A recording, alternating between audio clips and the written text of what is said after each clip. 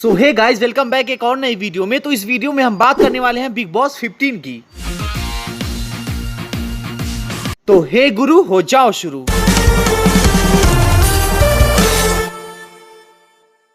तो भाई साहब, आप लोगों को पता होगा कि पुराणों में 16 प्रकार के संस्कार बताए गए हैं, लेकिन पृथ्वी पर ऐसा कोई भी मानव नहीं है जिसमें 16 प्रकार के संस्कार पाए जाते हों, या फिर 16 प्रकार के संस्कार किसी भी आदमी में मिलेंगे, और वो भी एक ही साथ। और उस शो का नाम है बिग बॉस। बिग बॉस उस शो के कैटेगरी में शामिल है जिसके कंटेस्टेंट की ताकत गू खाकर बढ़ाने की सोच रखते हैं, क्योंकि ये लोग सोच लेते हैं कि बिग बॉस में जाने के बाद अपनी इज्जत गंवाने के बाद इज्जत और फेम मिल जाएगी। वैसे कुछ हद तक इनकी सोच सही होती है, इज्जत और फेम मिल जाती है, लेकिन टोनी कक्कर के गानों पर नंबर लिख 98971 उसके आगे डम डम डम डम। टोनी कक्कर के गानों पर मुजरा करने के लिए, क्योंकि यार गू खाकर के केवल पेट भरा जा सकता है लेकिन ताकत नहीं मिलती। ये बड़ी अच्छी बात कही है। और भाई, इससे पहले तुम लोगों ने बिग बॉस की रोस्ट वीडियो जरूर देखा होगा, और ये पता भी होगा कि इस शो में जाने के बाद हर आदमी अच्छे से अच्छा आदमी चूतिया बन जाता है। भाग यहाँ से भोसड़ी की।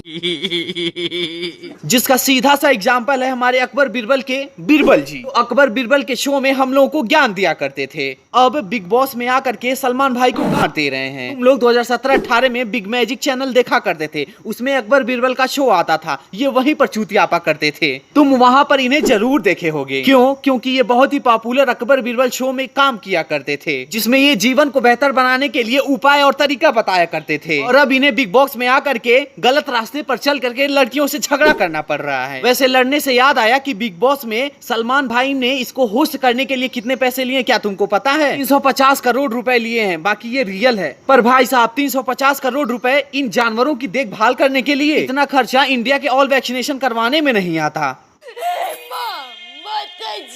तो भाई साहब, जानवर से याद आया कि सलमान भाई की एंट्री इस बार जंगल से निकलते हुए करवाई गई है। लगता है इस बार जंगल से सारे सबूत मिटाने के बाद ही निकल करके आए हैं। नहीं, इस बार मन बना करके आए हैं कि इस बार तो बिग बॉस के घर में ही रहना है, राजस्थान के जोधपुर सरकारी घर में नहीं जाना है। तो भाई साहब, बिग बॉस की एक अलग ही बात है, ये उन्हीं कंटेस्टेंट को लेता है जिनकी 6 पैक होते हैं। मेरे को एक बात बताओ, ये शौचालय में चावल की बोरी रखने का कोई लॉजिक बनता है? अबे बिग बॉस में 6 पैक बॉडी का क्या काम? और अबे साले इंटरव्यू भी ऐसे करवा रहे हैं सिनेमेटिक शॉट्स के साथ, चेहरा नहीं दिखा रहे हैं, पहले बाइसेप्स दिखा रहे हैं, बैक दिखा रहे हैं, जांगे दिखा रहे हैं। चूतनी वालों, कान के बाल और नाक के बाल भी दिखा दो। अबे बॉडी दिखाने की क्या जरूरत है? वहाँ पे तो कोई मैच खेलने जा नहीं रहे हैं, लड़कियों से झगड़ा ही करने जा रहे हैं। ये एंटरटेन करके तेरे को वोट्स मिलेंगे।